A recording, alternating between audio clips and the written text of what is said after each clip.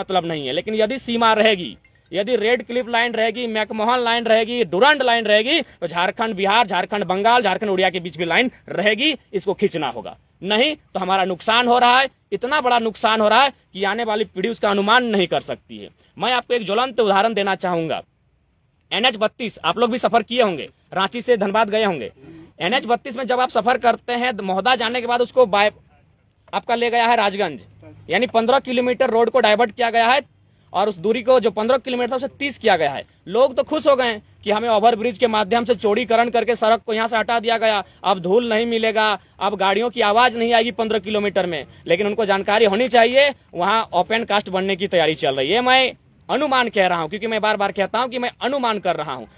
सरकार का plan A तो बन चुका है कि रोड को डाइवर्ट किया गया, रोड को दिशा दूसरा दिया गया, लेकिन उनके पास प्लान बी कहाँ है? वे जो 10-12 गांव जो महोदा क्षेत्र में आएंगे, निश्चय ही आने वाले दिन अगर वो एकजुटता के साथ नहीं लड़े तो उन गांवों को ओपन कास्ट में तब्दील किया जाएगा। तो उनका प्लान बी कहाँ है? वे गांव उठकर कहाँ जाएंगे? पहला बात है, वे गांव उठकर कहाँ जाएंगे? आपके पास प्लान बी क्या है? दूसरी बात, अभी लातेहार से काफी संख्या में लोग रांची राजभवन आए हैं, उनसे भी अभी हम लोग मिलेंगे। क्या मामला है? जो आपका फील्ड फायरिंग रेंज का मामला है, वहां 245 गांव विस्थापित होंगे। बताइए, 245 गांव बर्बाद करने के लिए आप फायरिंग रेंज की अगर स्थापना करते हैं तो ये किस प्रकार से मानवीय कह सकते हैं, किस प्रकार से आप संवैधानिक कह सकते हैं? तो उनका भी लड़ाई जो है वह जायज है, उसमें हम लोग समर्थन करते हैं और हम लोग वहां जाएंगे भी। तो इस तरह की बहुत सारे बातें अगर हम लोग एक एक करके बात करेंगे तो रात हो जाएगी, लेकिन झारखंड के मुद्दों का समाप्त नहीं होंगे। ओपन कास्ट चले जाए कोलियरी, वहां के GM स्पष्ट कहते हैं कि सिर्फ धनबाद के भौरा क्षेत्र में इतना कोयला मिला है जिससे हम पूरे धनबाद की भरपाई कर सकते हैं। लेकिन जिनका जो रैयत है आज भी केस कर रहे हैं, आज भी हड़ताल कर रहे हैं, आज भी थाना जा रहे हैं, लेकिन उनके साथ अभी भी इंसाफ नहीं मिल पाया है। इसलिए हमारी लड़ाई कितनी जरूरी है, आपके माध्यम से तमाम मीडिया बंधु आपको जोहार निहार करते हुए, आपको धन्यवाद देते हुए, आपके माध्यम से राज्य की 3.25 करोड़ जनता को यही संदेश हम देने के लिए आज आए हैं कि आज ये लड़ाई क्यों आवश्यक है, स्थानीय नीति क्यों जरूरी है, नियोजन नीति क्यों जरूरी है, उद्योग नीति क्यों जरूरी है। और अगर नहीं लड़ते हैं तो आप हमारा भविष्य क्या होगा ये स्पष्ट हो चुका है। हमारा भविष्य औपनिवेशिक गुलाम की तरह होगा,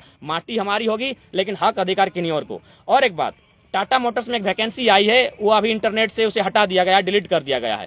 टाटा मोटर की वैकेंसी में स्पष्ट लिखा है, पोस्ट है आपका टाटा मोटर्स का, 12,500 की सैलरी है, लेकिन क्या लिखा है? Only Bihari candidates are allowed. इतना तो अमानवीय कहीं नहीं होना चाहिए, ये तो अनैतिक है। जिस राज्य में नौकरी दिया जाएगा, जिस राज्य में कंपनी है, वहां क्या लिखा जा रहा है? Only Bihari candidates allowed. यानी साफ शब्दों में कहें तो हिंदुस्तान की नौकरी और लिखा जा रहा है ओनली पाकिस्तानी आर अलाउड। ये क्या है भाई?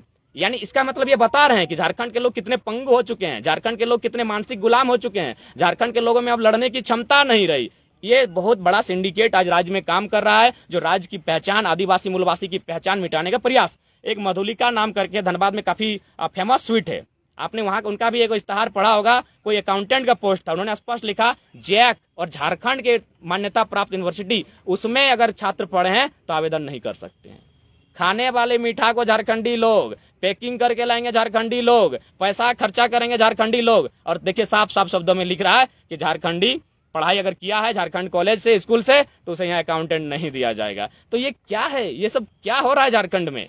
सीधा संदेश है, झारखंड को लोगों को पूरी साजिश के तहत, एक सिंडिकेट के तहत इन्हें मिटाने की पूरी जोर साजिश चल रही है। आज अगर झारखंड के लोग नहीं लड़ते हैं तो इनका बहुत बड़ा नुकसान होगा, इतना बड़ा नुकसान होगा कि झारखंडी सोच नहीं पाएंगे। अंग्रेज से भी बुरी स्थिति आज झारखंड की होगी।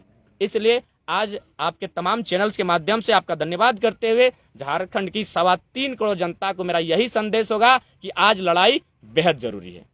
जयराम जी, आपको कई लोग बोल रहे हैं कि आप बीजेपी के एजेंट हैं। जी, उन सवाल का भी उत्तर हम दे ही देते हैं।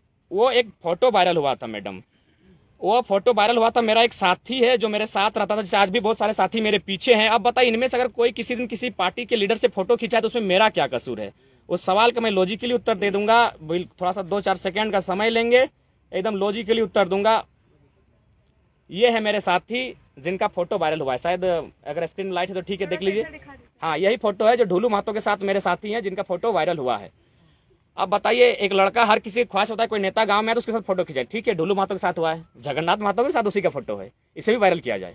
उसी इंसान का फोटो जगन्नाथ महतो के साथ। अभी कहाँ रुकते हैं? उसी के फोटो डॉक्टर अजय कुमार के साथ है। कांग्रेस एक यूथ है, यूथ अगर सुनील शेट्टी या सलमान खान या शाहरुख आपके बीच विवाद है वो नहीं जानता, उसकी इच्छा है फोटो खिंचाने की। तो ठीक उसी प्रकार इस शख्स का, जिसको लेकर आज ट्रोल किया जा रहा है, जिसको लेकर आज गीता देवी माने जिनका हम अभी भी सम्मान करते हैं, इस तरह के बयान दे रहे बस इसी फोटो के कारण। तो ये फोटो आप देख सकते हैं, उसका जितने भी पार्टियां हैं, पॉलिटिकल पार्टियां राज्य में नामी, सबके साथ फोटो है। तब तो आप मीडिया वाले आप तय करें कि किस पार्टी से। एक फोटो जो है शिक्षा मंत्री जगन्नाथ जी के साथ वायरल हो रही है, उस तस्वीर का क्या सच है? कब हाँ, की तस्वीर है? वो तस्वीर एक फुटबॉल टूर्नामेंट में उन्हें निमंत्रण देने गए थे, तब की तस्वीर। हम हाफ पैंट में ही है और देख सकते हैं। दूसरी बात, जगन्नाथ महतो, उनसे मेरा घरेलू संबंध रहा है, जब से हम छोटा है तब से काफी उनसे करीब रहे हैं। और चूंकि टाइगर जगन्नाथ महतो पारसनाथ पहाड़, तो उससे एक रहा है नजदीकी। और ईमानदारी से निष्ठापूर्वक कह दें, इसमें कोई मैंने आज लोग अगर मुझे सुनना चाह रहे तो इसलिए कि मैं निष्पक्ष हूं और निष्ठापूर्वक हर बात को कहता हूं। हाँ, जगन्नाथ महतो का मैंने 2019 के लोकसभा चुनाव में प्रचार किया था, ये सच्चाई है। लेकिन 8वीं क्लास में ही हमने पढ़ा है कि सवाल सत्ता से किया जाता है। ठीक है, यदि हमने सत्ता में बनाने में, उनको यदि बैठाने में मेरा योगदान है तो उन्हें हटाने में भी योगदान रहेगा। यदि नीति नहीं बनती है राज्य के हित में, तो जगन्नाथ महतो रहें चाहे हेमंत सोरेन रहें, उनको हटाने का काम भी यूथ ही करेंगे। ये सच्चाई है। जगन्नाथ महतो से नजदीकी रहा है, लेकिन अभी ऐसी कोई सच्चाई नहीं है। पिछले साल भर से किसी पॉलिटिकल पार्टी से मेरी कोई न बात हुई है, न भेंट हुई है, कुछ ऐसा बात नहीं है। अखबार में खबर छपी थी कि आप टुंडी से विधानसभा चुनाव लड़ने की तैयारी कर रहे हैं जी। तो ये जो खतियान की लड़ाई लड़ने वाले लोग हैं, अलग अलग विधानसभा में अपना कैंपेन चला रहे हैं, तो कहीं ये अपनी महत्वाकांक्षा तो नहीं है कि हम चुनाव के लिए सारा खतियान को लेकर मुद्दा उछाल रहे हैं? वोट बटोरने का एक तरीका है। देखिए, पहला बात तो हम कहना चाहेंगे, जिस प्रेस से मेरी बात हुई थी 9 मिनट 30 सेकंड बात हुआ था, उससे पहले जिस प्रेस में छपा था कि हम टुंडी से चुनाव लड़ेंगे,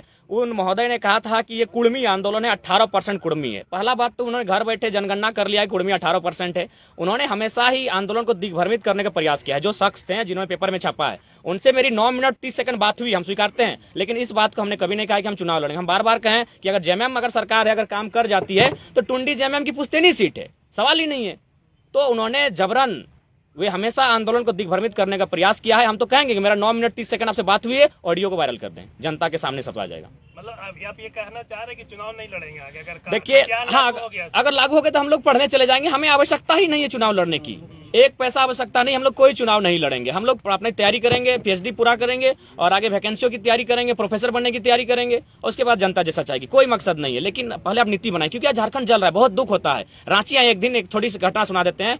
हमारे 2 साथी रांची में रहते हैं, उनके साथ आए तो उन्होंने अपने कमरे में रहने को दिया। एक बेड था, वे लोग 2 रहते थे। वे बोले कि हम लोग दूसरा कमरा में जाते हैं, आप मेरे कमरे में सोइए। हम लोग रात को 2 बजे जब हम लोग सोए हैं तो देखें उन लोग वापस रिटर्न आया और चौकी के नीचे आके सोया था। तो बहुत दर्द को देख रहे हैं दादा, हम लोग भी स्टूडेंट हैं। उस दर्द के लिए आज हम लोग लड़ने के लिए निकले। हमारी कोई महत्वाकांक्षा नहीं है। आप लोग लाइए, रेवेन्यू टिकट 60 के लाइए। सरकार अगर नीति नियम बना देती है राज्य के हित में, हम लोग लिख देंगे कि कोई चुनाव नहीं लड़ेंगे। नीति नियम बनाएगी शर्त, और नहीं तो फिर जनता जो बोलेगी, जनता हथियार उठाने बोलेगी तो हम लोग हथियार भी उठा लेंगे। इस तरह दबाव बनाइएगा, नीति निर्माण नीति नियम के लिए दबाव यही बनेगा, उन्हीं के मैनिफेस्टो से घेरेंगे।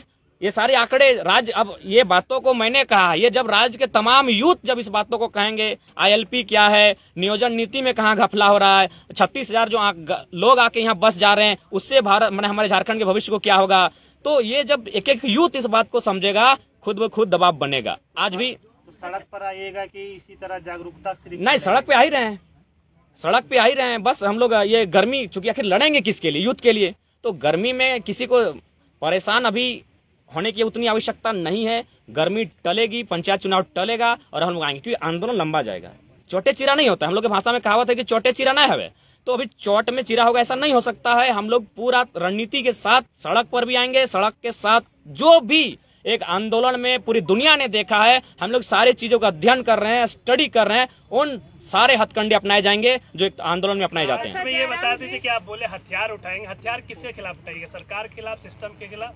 हथियार अभी झारखंड में जो लोग उठाते हैं उन्हें नक्सली कहा जाता है। कोई बात नहीं, मारिए सीने में गोली। क्या करेंगे उस झारखंड में जहां हमें नियोजन नहीं मिलता है, जहां हमारे स्टूडेंट सड़कों पर हैं, जहां हमारे मां समान खनिज का चीरहरण किया जाता है। एक दुष्कर्म से भी बुरा स्थिति है, हम कह सकते हैं। अगर जिस तरह के खनिजों का मैंने ओपन कास्ट बना के किया जा रहा है, हमारी जमीन, हमारी माटी, और लाखों अरबों रुपया बाहर के लोग आके कमाते हैं, बाहर के लोग आके कॉन्ट्रैक्ट लेते हैं, वे माइंस चलाते हैं, और हमारे लोग 3,000 4,000 फुटिया मजदूरी करते हैं। तो उस जिंदगी से अच्छा है, मार दीजिए आप गोली। लेकिन जनता के लिए हम कुछ भी करेंगे, जनता के लिए कहेंगे। आप कोई नाम दें, अलगाववादी दे, उग्रवादी दे, आप जो कहें, हम जो भी मेरा हथियार कदम उठेगा वो जनता के लिए। बहुत दर्द है, आप कभी भी जाइए, खासकर ओपन कास्ट जहां है, उन क्षेत्र में जाइए जहां कोलियरी है। आप यूरेनियम के क्षेत्र में जादूगोड़ा जाइए, आप टाटा जमशेदपुर जाइए, हर जगह जबरन गांव वालों की जमीन छीनी जा रही है। तो ये लड़ाई हमारी जमीन की है। जमीन की लड़ाई के लिए बिरसा मुंडा, सिद्धू कानू और रघुनाथ महतो चौहान विद्रोह के उन्होंने हथियार उठाया था। हम भी उठाने से पीछे नहीं उठेंगे, चाहे जो परिणाम होगा। अरे मरने को एक दिन सब मरेगा। सिकंदर, महान सिकंदर खाली हाथ गया है। हम भी जीने के लिए नहीं आए हैं, लेकिन जब तक जिएंगे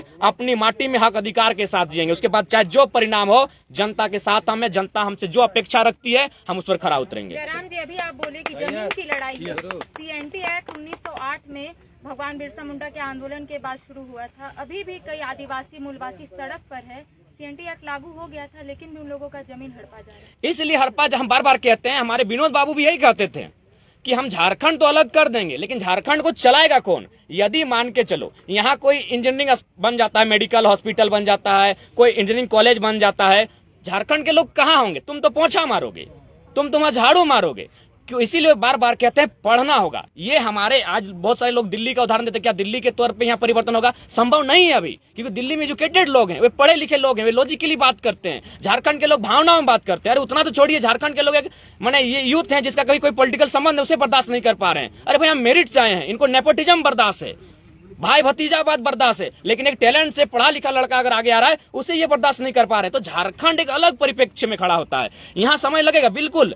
CNT में आने के बावजूद भी आदिवासी की जमीन धड़ल्ले से छीनी जा रही है, लूटी जा रही है। तो इसीलिए तो हम कहते हैं सरकार से हम पहला निवेदन यही करेंगे। आप कहते हैं ना आदिवासी मूलवासी, पहला शब्द आपका आदिवासी है। आदिवासी का ही विकास करें, अब बंद करें जादूगोड़ा की विरण्यम के, बंद करें, क्योंकि वहां महिलाएं इस प्रकार की स्थिति में बहुत शर्मनाक स्थिति। अब बंद करें उन खननों को जिससे मानव को नुकसान हो रहा है। आप कीजिए पहला विकास आदिवासी का ही कीजिए। आज आदिवासी सबसे ज्वलंत मुद्दों में है, उसके बाद आप मूलवासी को ध्यान दीजिए। अब विकास किसी का करे तो यहाँ कोई विकास नहीं हो रहा है। यहाँ केवल पद, प्रतिष्ठा, पावर, पैसा और परिवार दिखा जा रहा है। अगर सरकार इतनी आदिवासी हितैषी होती तो हम बार बार कहते हैं दुमका की सीट से बसंत सोरेन को नहीं, किसी गरीब बुद्धू सोरेन को टिकट देते, उन्हें जिता के दिखाते हैं। हम मानते हैं ये केवल ड्रामा चल रहा है राज्य में, और इस सरकार में जितने खनिज संसाधनों की लूट है वो किसी सरकार में नहीं थी। इस बात को आपको मानना होगा, जबकि ये मूलवासी आदिवासी हितैषी सरकार है। और साथ ही तमाम झारखंडियों को भावना में भरने की आवश्यकता नहीं है।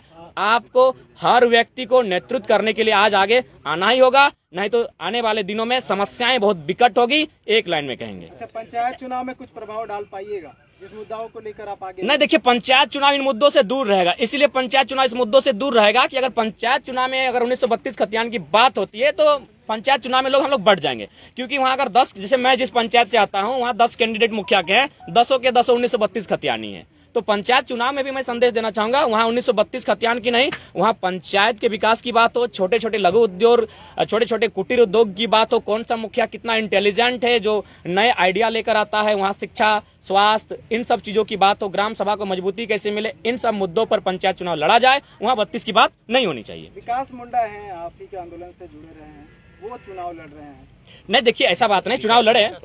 विकास महतो। अच्छा, विकास महतो जी, ठीक है, उसके लिए कोई बात नहीं, इससे पहले भी लड़ते हैं।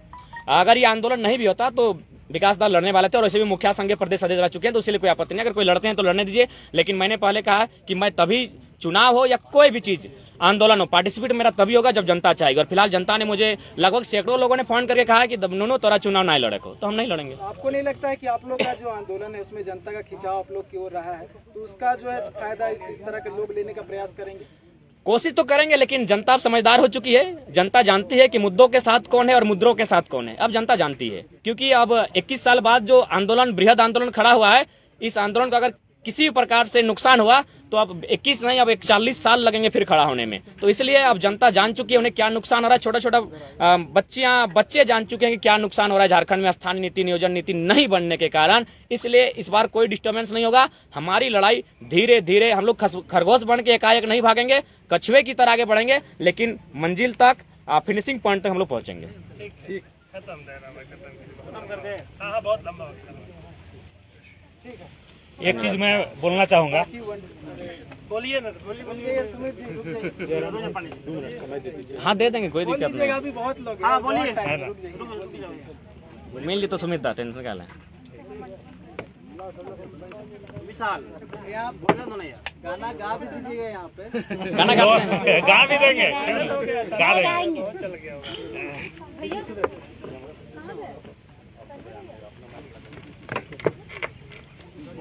क्या शुरू करें?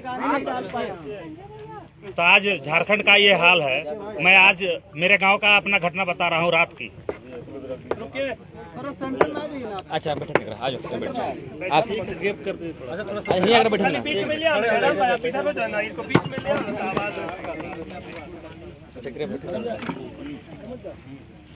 कौन पार्टी में नहीं ना है, कोई पार्टी नहीं जा पार्टी। अब एक फोटो ट्रोल कर रहे थे ना जयराम भैया देखिए मरका लेके चल रहा है। अच्छा ठीक नहीं तो इनका फोटो ले लेंगे। सबसे पहले तो आज यहाँ पर उपस्थित सभी मीडिया के साथी और धनबाद बोकारो से चल के आए हमारे जयराम भाई और क्रांतिकारी साथी मोती भाई को रांची की धरती में हम हार्दिक अभिनंदन करते हैं, स्वागत करते हैं। चूंकि मैं कुछ बात बताने जा रहा था कल रात की घटना की अपने गांव की। आज सरकार ऐसी सरकार चल रही है। मेरे गांव में कल 7:39 में मेरे गांव का ट्रांसफार्मर में शॉर्ट सर्किट हुआ। वहां से 11,000 का जो लाइन सप्लाई गया है मेरे गांव के ट्रांसफार्मर से, वो एयरटेल टावर का एक मेरा ही घर के बगल में एक टावर है। मैंने 20 बार टाटी सिलवे का जेई को फोन किया रात में कि भाई ये दुर्घटना बड़ी दुर्घटना हो सकती है, इसलिए आप कम से कम आके अपना या फिर अपने कर्मचारी भेजिए। आज ऐसा दुर्दशा है कि 20 बार, मैं आपका कॉल हिस्ट्री भी दिखा सकता हूं, स्क्रीनशॉट लेके रखा हूं, सब कुछ दिखा दूंगा। उनसे 10 बार फोन करने के बावजूद उनसे कोई जवाब नहीं आया और अंत में एक बार फोन उठाया तो बोलते हैं यार मैं भी इंसान हूं और शादी ब्याह का सीजन चल रहा है। तो हमने कहा कि सर इंसान है, ठीक है, आप काम करने आइएगा नहीं, आप जहां है वहीं से निर्देश दीजिएगा तो आपका कर्मचारी आके जो होने वाला घटना है उसको रोक देगा। हुआ क्या, रात में 11 बजे पूरा एयरटेल का टावर जल के ध्वस्त हो गया। हमने 2 बजे तक वहां पर चौकीदारी किया। एयरटेल का जो केयर टेकर है, जो टेक्नीशियन है, सबको वहां पर बुलाया। और चडरी बाजार सब स्टेशन है, अभी एक नया सब स्टेशन बना है टाटी सिलवे क्षेत्र में, वहां से 2 लड़के आए। वहां से फिर वो लोग एयरटेल का टावर से 11,000 का लाइन को हटाए, तब जाके हम चैन से सो पाए 2 घंटा मात्र। उषा मार्टिन का क्रम ही है, चूंकि 6 बजे से मेरा ड्यूटी था। फिर उठे, ड्यूटी गए, मैसेज आया कि जयराम भाई आ रहा है तो स्वागत करने चले आए। बिजली की तो समस्या पूरे झारखंड में, रांची जैसे शहर, बिजली की समस्या अलग है। मैंने कर्मचारी कैसे हैं, अधिकारी कैसे हैं, ये देखिए अधिकारी कैसे हैं। आपको मैं कॉल हिस्ट्री दिखा रहा हूँ। यहाँ का क्या सरकार चल रहा है वो सोचिए। मतलब अधिकारी लोग इस तरह का रवैया अपना लिए हैं, कोई जले, सरकार का संसाधन जले, कोई मरे, हमको कोई फर्क नहीं पड़ता है, हमको सैलरी से काम है। ऐसे ऐसे लोग यहाँ पर बैठे हुए हैं। दूसरा मैं एक गाना जो लिखा हूँ, जयराम भाई आए थे विधानसभा में 21 मार्च को, वायरल हो गया, सुन लीजिए आप लोग भी एक बार। सुना दीजिए। जगह जगह माए बहन, ये उन भाई बहनों को समर्पित है जो इस आंदोलन से अभी तक नहीं जुड़ पाए हैं। वैसे लोगों से, वैसे युवा साथी, क्रांतिकारी साथियों से निवेदन होगा, तो मजदूर साथियों से निवेदन होगा कि इस आंदोलन को जन जन तक पहुंचाने में, अपना हक अधिकार को पाने के लिए हम लोग इस गाना को माध्यम बनाएंगे, जगाने का प्रयास करेंगे। इस उद्देश्य से हम कोई प्रोफेशनल कलाकार नहीं है। जगह जगह माए बहिन, जगह जगह माए बहिन, जागू जवान ए भाई मजदूर किसान। झारखंड दादा झारखंड किसान है के 32 के खतियान, करू नौल गुलान, करू नौल गुलान। बीर बिरसा सी दुकानू, बीर बिरसा सी दुकानू, देलें अपन जान ए भाई, देलें बलिदान। निर्मल कर दादा निर्मल कर नाम देखू, होवे ना बदनाम, करू नौल गुलान, करू नौल गुलान।